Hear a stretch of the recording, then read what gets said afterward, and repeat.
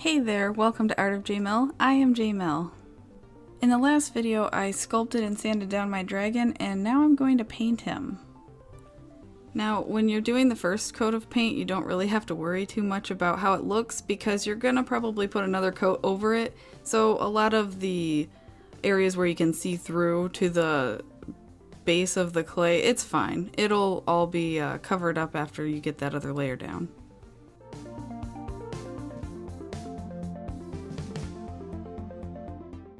Now, when you're painting it, it's a good idea to make sure that all of the sanding was done thoroughly. You will notice bumps and stuff if you didn't sand down properly, but it's okay. You can just go back and sand those down if you need to, but for me, I usually don't even care about the mistakes. I just let it slide most of the time because these are really sculptures I just do for myself, just to test out my skills, but I do try to get better at it as I go. So no worries.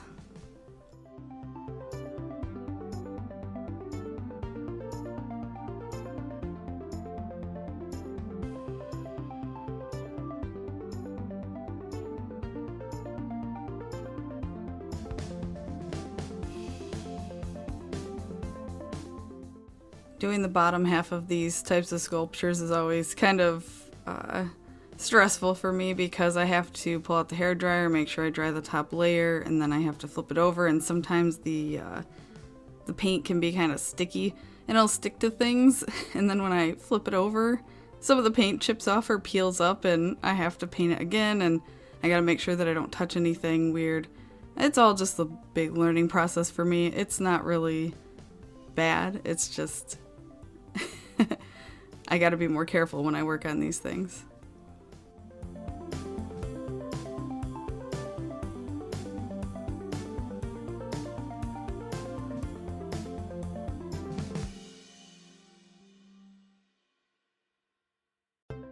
Here's some painting detail. It actually takes me a long time to paint this stuff.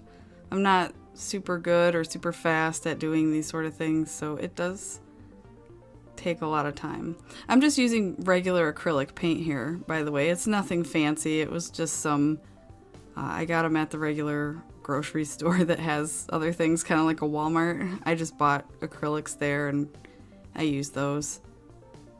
As long as you don't put too thick of a layer down first, it shouldn't give you any problems. If you put like a really thick layer of paint down in the beginning, it tends to, well, it doesn't tend to, but it can chip or crack when it's drying, especially if you're using a blow dryer, because I have to put my blow dryer on a cold setting so it doesn't crack the paint, because it will crack it if it's hot, so I try to be wary of that.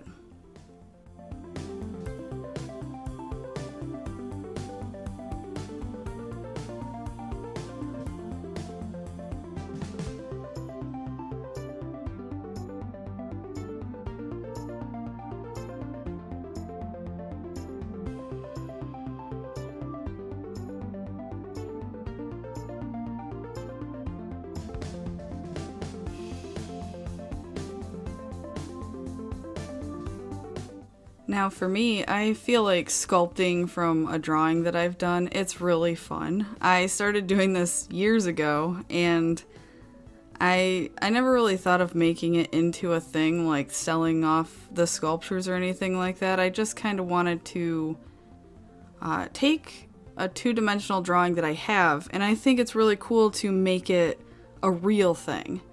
So you have this idea that you draw on paper and you made it a real idea that everybody else can see, but then sculpting it and creating an actual physical representation of your idea, I think is really cool. I think it's really fun.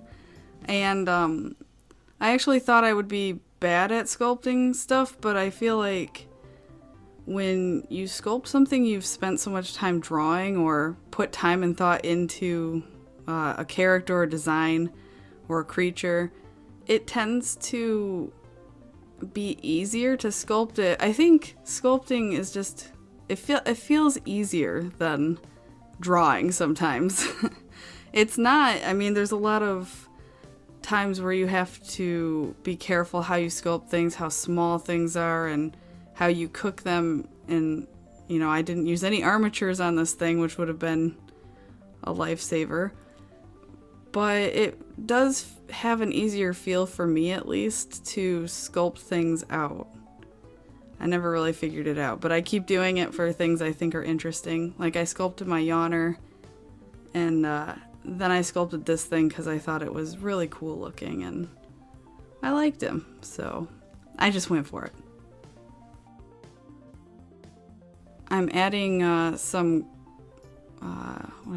scratches, I think. Yeah, I was adding scratches into his skull so that when I do a paint wash, which is just watered down paint, if I do it over his face, those scratches and bumps and stuff really show up well because the paint seeps into them, and they'll show up really good after I rub it off. I don't think it's very obvious in the video, but in real life it looks really cool, and I mean I sculpted it for me, so as long as I'm happy with it, I guess it's all good.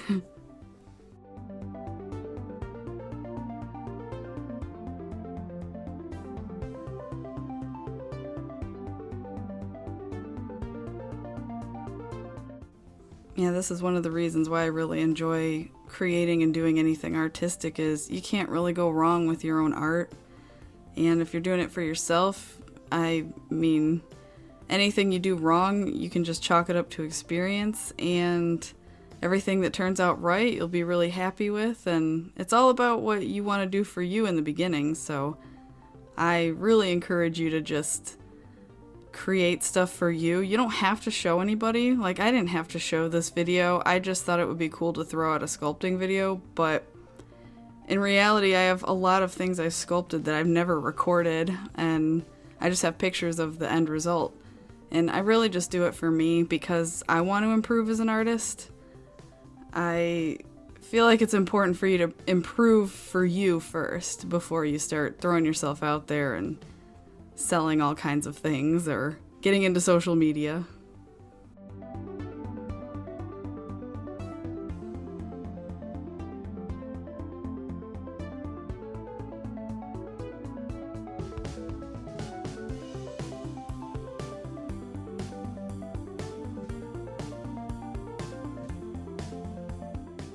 One of the main reasons I started the YouTube videos was just to show off my process and kind of keep a log of things I do, because I forget very often how I got to where I am, and sometimes I struggle when I'm creating things. I feel like I go backwards in my skill level, even though I've been doing this for years.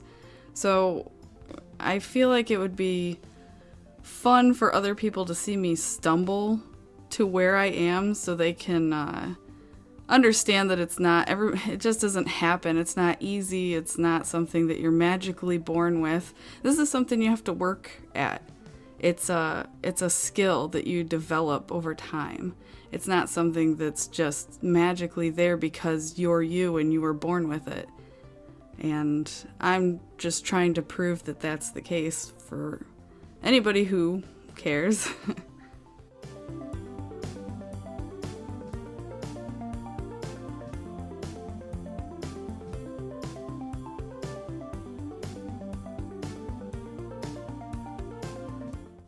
Yeah, painting the teeth. I used a high gloss on the teeth when I glazed over the paint, so the teeth would be very shiny.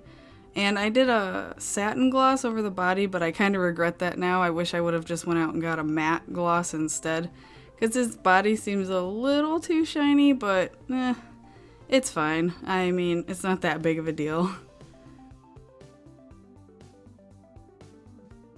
And I almost forgot to sign my name, but I remembered right when I was glazing over it, so thank goodness for that.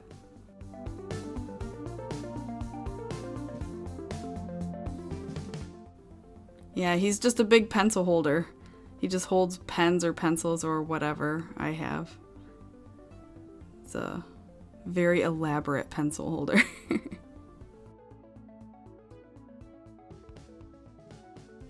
But I hope this video helped you guys out. If you liked it, leave a like. If you disliked it, then leave a dislike and tell me why. Make sure to click that bell icon if you get a chance, because I won't be able to post these videos all the time. So thank you so much for watching, and remember, when you're working on any kind of art project that's challenging, we got this.